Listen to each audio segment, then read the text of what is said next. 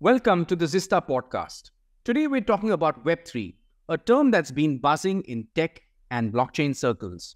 Now, Web3 represents a fundamental shift in the way we engage with the internet. It's actually the next phase of the web. So if you think back to the Web 1 era, we had static web pages. In Web 2, we had interactivity and user-generated content, social media, which really upped the ante. Now with Web 3, it's all about decentralization, blockchain technology, and putting users back in control. It's a shift, a paradigm shift where the ownership of data, digital assets, and online identities is in the hands of individuals, not centralized authorities.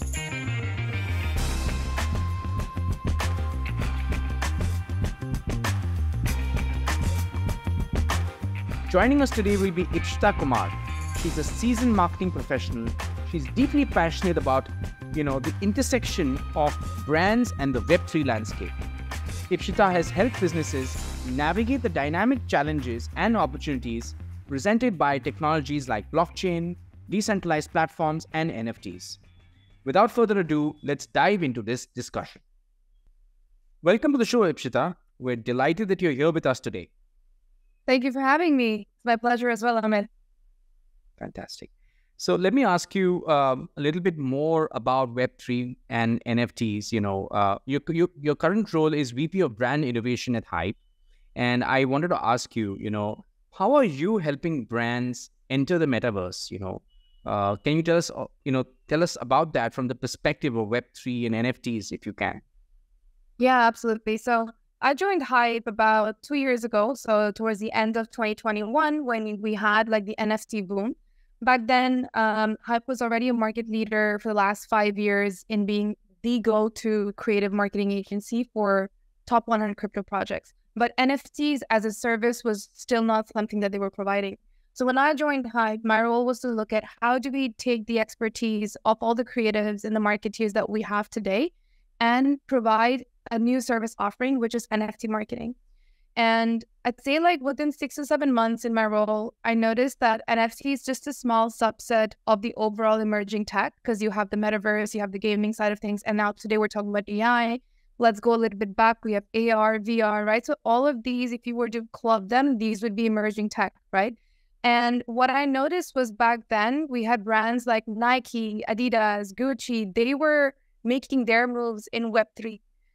So my brain went okay, you have traditional brands that are somewhat understanding this space, and they're entering Web3 through some of the most exciting initiatives and ways of doing it. What if we were to kind of take a step back and not just look at NFTs as a core product, but were to look at emerging tech and to just kind of offer the suite of how does a traditional brand today enter, let's say, Web3, or how does a traditional brand today adopt emerging tech, eventually to build a better relationship with their consumers. So you can happen to do that either through gaming, NFTs, through AR mirrors in your stores. There's a wide suite of tools. But again, my role at Hype is to just look at how can brands understand this space better, and where our role becomes how do we remove the jargon and make it understandable to them in their own terms, so that whatever campaign they want to run, whatever product launch they want to do, leveraging this new tech, we're basically helping them from conceptualization until the execution of it. Awesome. I was reading an interesting article, on HBR regarding how, on this very point, about how brands are leveraging Web3 technologies. And it was making an interesting distinction between, say, traditional offline products versus hybrid, a more hybrid approach versus a digital first or digital only kind of solution. So it's really interesting to see how brands are doing this. And I think early movers will benefit because they will see how consumers are reacting to these technologies, but they will also get some interesting insights as to how they can build and engage with that community. So it's really interesting to see how this space is playing out. It's not really playing out uniformly across the globe. Some players more at the forefront, but sooner or later, everyone's going to catch up. So I wanted to ask you, how are brands leveraging these technologies? So you talked a little bit about this emerging tech stack, blockchain, NFTs, AI, decentralized platforms, right? A lot about Web3 is about decentralization. So, Yeah.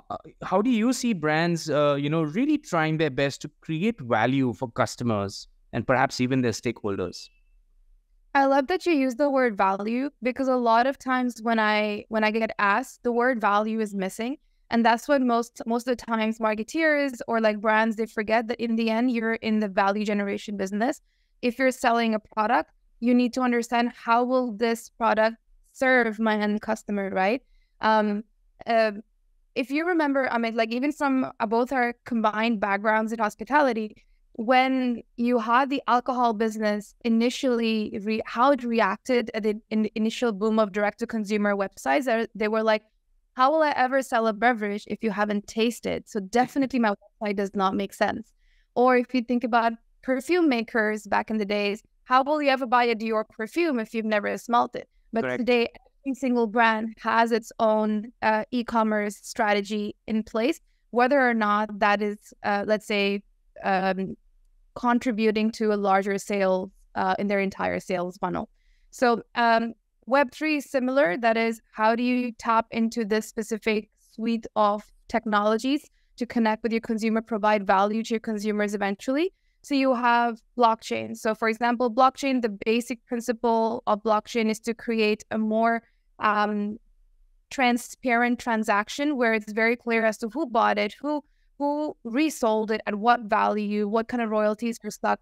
When you look at it from a high spirits point of view, where you have very rare bottles of wine or rare bottles of spirits, you want to also think about what is that trail of the supply chain that it's going through, and who eventually owns it, because there's also a lot of fake production, like in fashion, like a lot of duplicacy.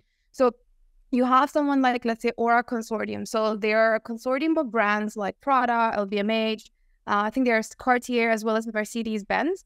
And they built the first ever blockchain solution, which was made by the luxury brands for luxury brands. So now every time, for example, you buy a Louis Vuitton diamond, it is recorded on Aura blockchain. So that's how, for example, luxury fashion brands are adopting this technology. Then you have a company called Blockbar. They've built their own NFT marketplace where you're allowed to sell some of the rarest and the most luxurious high spirits. And basically all of these spirits are NFTs. You purchase the NFT, which means you actually own this specific product. They also have the ability for you to store that product till the time you want it. So if you don't have the perfect setting in your house with the right temperatures, they can store that for you as well. So a lot of now alcohol brands have started using to make the most highest luxury spirits available to the general consumer, powered by blockchain and NFTs. Then you also have the gaming environment, right? So Roblox, Fortnite, which is kind of like notoriously known to be like the perfect place to market to the teenagers of today. But I would kind of disagree there. It's not only used by teenagers, but they're also used by young adults in their early 20s. So you have a lot of brands that are utilizing this gaming space where they can reward the players with branded merch or branded experiences, so that these brands get to be on the top of mind. So kind of like H&M building its store inside Roblox. And if I am a gamer based out of Brazil and I'm spending easily 18 hours a day inside that game, and I get, let's say, quests or activities to complete in the H&M land, which will help me get some coupons, which I can then redeem at the physical H&M store. So brands are starting to think of how can we leverage the tech and the time spent by the average consumer online today to then convert them into offline sales. That is, if you're playing a game, that's great. How can I advertise there, which converts into a coupon, which converts into a point of sale activation? Let's go back to spirits, because again, hospitality in our nature. So you have someone like, let's say, Bacardi or Budweiser, and they are sponsoring a massive festival, let's say Coachella. So they, let's say, have no idea today how many attendees from Coachella are able to or are consuming Budweiser or Bacardi at the venue. What you can do is offer them all NFTs, and then those NFTs can then be redeemable. So you might think of it and be like, but these are just tokens. What's so different about it?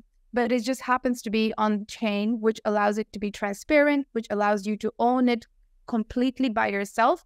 And then the brand itself no longer needs to use platforms like Meta to have them as middlemen. They can own that relationship directly with you in whichever shape or form. Sure. And, there are so many thoughts running through my head when you were, talking, data privacy is, of course, one of them. And I think going forward, as we all, as brands are trying to find that fine balance between personalization and data privacy. And another thought that was on my mind was, a lot of, smart brands are using terms like phygital, which is, tracing customer journeys offline and online. And I think that's something that, marketing attribution models and CRM systems are trying to grapple with.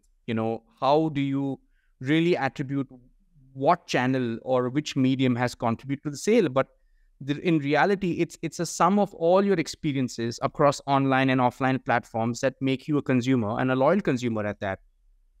And it's interesting to see how, the analytics space is going to stretch into the Web 3.0 realm. But I think with blockchain, it brings a lot more transparency, a lot more visibility, and, also prevents counterfeiting of products, as I was reading about this. So it's really interesting. My two bit would be that not all brands are creating interesting experiences in the metaverse.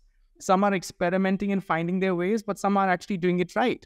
Like how you talked about that really good example about doing something in the online, in a virtual space, and getting rewarded offline, So I think that's really something which is easy to think of, and also possible to implement. So it's really interesting. No, absolutely. And what's exciting is to be able to play with this entire suite of technologies, right? So, I mean, we're from India. We're aware of Tata as like the leader when it comes to gold, to saris, to steel, to hospitality. Now, think about how even like Tata, for a brand like Tata or Tanishq, can inculcate blockchain technology for all their jewelry transactions, right? If we were to think about, let's say, Tanera, they have this new sari brand, and tomorrow Tanera comes up and says, "Hey, like we have a lot of stores in malls, but no one's coming in. What can we do differently?" And that's where I would go to them and say, "Listen, have you thought of AR?" And someone who might have heard of AR, but like, "Yeah, that Snapchat thing."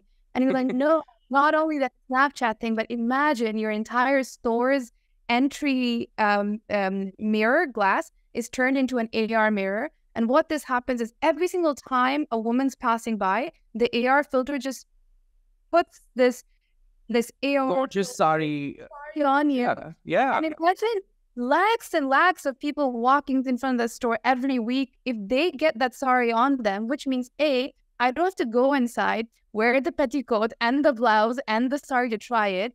I just tried it and I was walking by, and I would be so much more incentivized to go inside and actually do sari shopping. So it's about looking at technology a completely different way than the way it's actually presented to us, which is what I feel like a lot of brands are doing. Like you said, some of them are just not doing it the right way, but some of them are really crushing it. And I'll tell you, the recipe for this is to be on brand. A lot of brands think just because I'm trying to do something with NFTs, I have to do something completely crazy, and it needs to have the monkey JPEGs because, everybody knows the Bored Apes. And we keep telling them, forget what others are doing. Who are you for your offline community? Who are you for your Instagram community? Take that essence and let's transform that on-chain, because the people who will love you won't change. They'll be the same. That's an amazing insight. And I think staying true to your the essence of your brand, staying on brand, as you mentioned, makes a lot of sense. I wanted to ask you a couple of more questions. How are brands preparing for a future? So can you imagine a future where a brand is not leveraging Web3, and in that vein, what skills and capabilities do they need to actually move faster, I'm in a present where brands are not leveraging Web3, but I guarantee that I would be in future where all brands are leveraging. And a lot of times, this has to do with their willingness to experiment. Not a lot of times you, as a brand manager, have the ability to experiment because maybe you've heard of a very obscene story online about crypto and like how a lot of people lost money. or they are looking at the extensive amount of investment that could be required to build your own metaverse. But I think it's important to, coming back, understand who are you as a brand and what suite of tools you need. Not every brand needs a metaverse activation. Not every brand needs an NFT activation. Maybe, actually, Tiffany as a brand, the high-end jewelry company, Sure. they entered Web3 by not launching their own collection, by not doing a metaverse activation. But they just partnered with one of the largest and the most expensive and high-valued NFT collection and said, listen, you have this JPEG. We will build the JPEG version, but so the Tiffany pendant version of your JPEG, so you can actually flaunt it. So for them, it was an extension to their existing service offering. They didn't developing Really interesting. an NFT strategy. So you should be willing to experiment. You should definitely have your purpose and value, what you're providing, like at the top of your funnel. And then also wanting to learn constantly, because it's a new avenue. It's like 10 years ago when most brands didn't have an Instagram account and we were wondering, when is this brand going to have an Instagram account? Like if you look at some of the top luxury brands today, or even sporting companies like Manchester United and Liverpool, they've all gone ahead and started hiring for a Web3 lead or a metaverse lead or NFT collection manager. So we're already seeing some brands take it seriously, but we have like at least 500,000 brands in the world that are still yet to take it on this part of the technology suite. Sure. Maybe I was thinking of something from the future, but in my mind, it's a matter of time that brands will actually be adopting Web3 technologies in a much bigger way. And I'm sure at Hype, what you're probably doing is you're going to a brand, you're looking at what really is their need, and then based on that emerging stack of technologies that is there in your arsenal, you're picking and choosing specific products or solutions which actually are a good fit. And I think you as an individual, and I'm sure as a company, have learned so much along the way in terms of the implementations, in terms of the projects that you all have executed, right? And it's really interesting to see some of these applications. So not everything has to be the heart of Web3. It could be an allied opportunity at the fringes, as you mentioned with Tiffany, for example. So that's such an interesting case study for you to share. So thanks for that. Of course, pleasure. I want to ask you, Ipshita, you've recently launched your own short course, Make Waves in Web3, and it's a course that one can take on LinkedIn. So what really inspired you to create this short course? Yeah, so this short course was actually supported by Albright Collective. So think of them like a Soho House, but for women founders that's based in London. So they reached out because they were already partnering with Ripple, which is one of the leading crypto solutions provider for businesses. So they partnered because they wanted to create these short learning courses that was free and accessible to all, to help a lot of women get onboarded onto Web3. Because, we work with a lot of jargon, which I feel is completely unnecessary. So if you work with so much jargon, you automatically make the space really inaccessible. So when they reached out from me, it was a no-brainer, because as my professional job, I'm anyway kind of helping break this world of Web3 for brands. So it just made sense for me to kind of collaborate with them to make it more accessible for women. But yeah, the goal here is to just make this space more accessible for women. Just because in general, if you look at statistics, there's actually not a lot of women that are currently working in Web3, and let alone an Indian woman. So I'm still yet to meet a lot of them. I can probably name everyone with just one hand. So yeah, we want to make that space a little bit more accessible. Awesome. I think it's only a matter of time. And what we've seen here in India is that there are a lot of Web3 centric agencies that are coming up that are actually creating metaverse kind of environments for even local brands. So that's really interesting. And I'm sure in their rank and file, they do have a mixed gender, so it's men and women. But I think you're at a really big firm. You're playing a very important role. So I can understand when you said that I can count them on my hand. So totally with you on that. Yeah, you were saying something, please? Yeah, no, I was just saying 100%. And if anything, I feel like India has been always leading when it comes to the tech stack, like solution providing.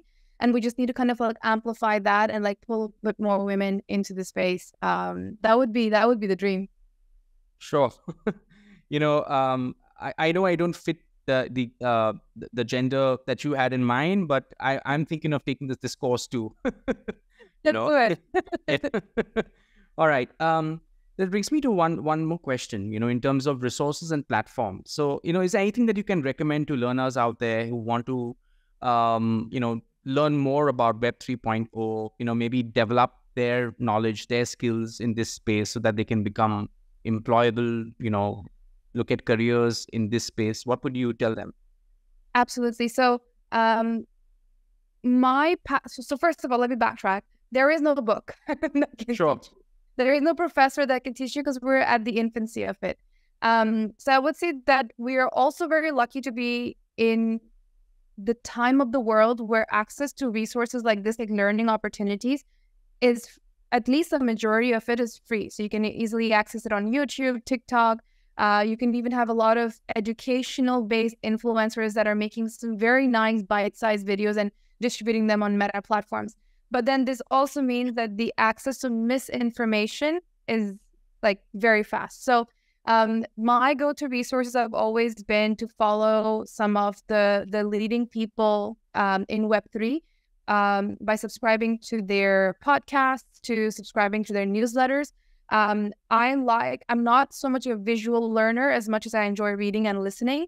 So I prefer to just follow some of those. I'm happy to share their names as well. But yeah, most of the times they revolve around folks that are actually building in this space, because you have two types of people, right? You have the ones that are building in Web3 and the ones that are talking a lot about Web3, but they've never really done much of an application, which is where sometimes you can have a lot of misinformation. So your go-to would be, if you were an engineer, maybe follow 10 engineers or CTOs in this space from some of the largest firms or largest companies in Web3, and follow what they are writing, follow them on socials, because they are in any way educating a lot.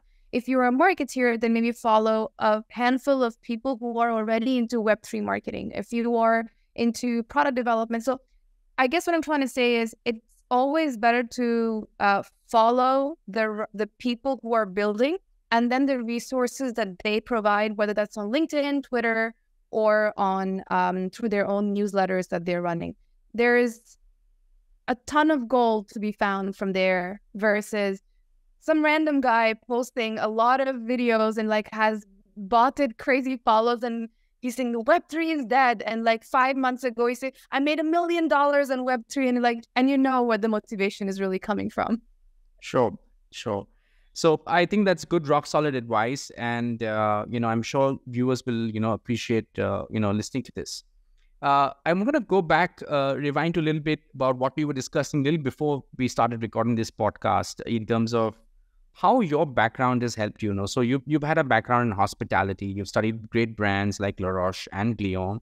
And now today you are not really in the hospitality industry per se. You are a very, you find yourself in a very different space working with Web3 technologies at a leading firm. So I wanted to ask you, how has your education helped you or shaped you in terms of what you're doing today?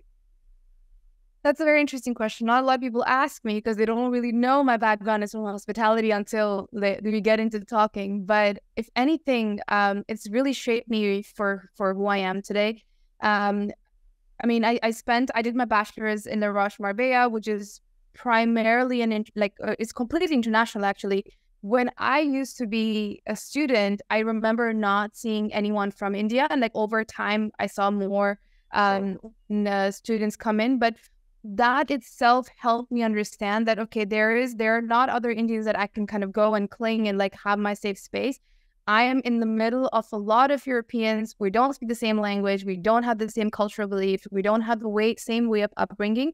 So you have to get out of your comfort zone to become friends with them and to build your own social circle.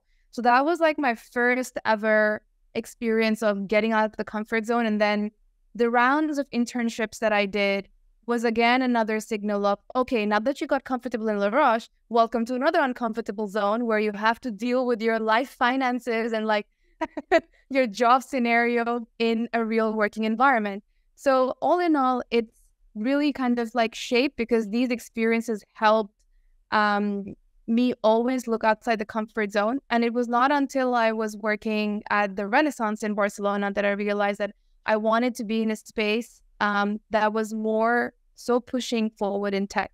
And I'll tell you why, because back then I could order food on Glovo, Deliveroo, Zomato, right? I could go on a date using Tinder. I could order a cab by a press of a button, Uber. But I noticed how the hospitality as an industry was not tech forward. So I was like, okay, I want to take some time off from the industry, go into emerging tech, build here, and then bring that back. And which is where I'm seeing today, right? I've already worked with three F&B brands this year, helping them in their Web3 journey. And that itself for me is a big milestone because it allows me to bring it back home, the education that I have and the experiences that I've shaped. But yeah, it's been a very interesting journey. And I wouldn't trade it for anything else. Awesome. This has been a fantastic discussion. I really want to thank you for making time in your day to come on our podcast and talk to our students about Web 3.0 and the things they can explore in this space. Really, there is just so much that someone can explore. So this is perhaps just a starting point, but at least it will spark some curiosity, ignite some passion somewhere. So thanks for that, Ipshita. My pleasure. It's always a pleasure to talk to you, Amit, and happy to be here. All right. That was an amazing session. I hope you enjoyed it as much as we did. Ipshita did a fab job by sharing her expertise and talking about trends and the insights as to how brands are successfully navigating the Web3 world. If you like what we're doing, subscribe to our channel on YouTube and follow us on Apple Podcast, Google Podcast, and Spotify. Our handle is the Zista Podcast. Till we meet again, we'd say, stay curious.